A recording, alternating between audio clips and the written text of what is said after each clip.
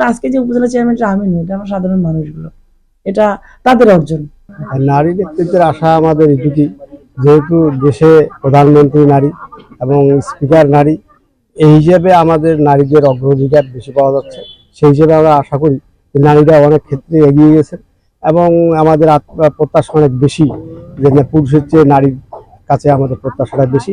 আর যেহেতু ইনি নারী ডুমার উপজেলা নির্বাচনে প্রথম নারী চেয়ারম্যান নির্বাচিত হয়েছেন।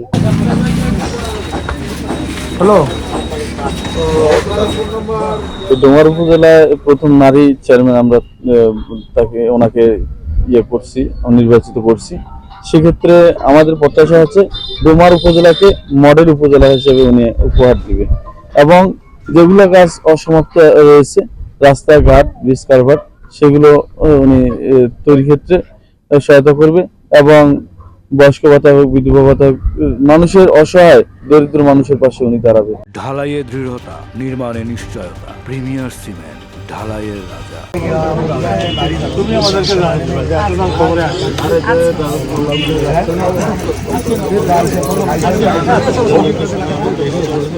আমার মেয়ে তার দীর্ঘ জীবনের কষ্টের বিনিময়ে, ত্যাগের বিনিময়ে আজকে জয়ী হয়েছে।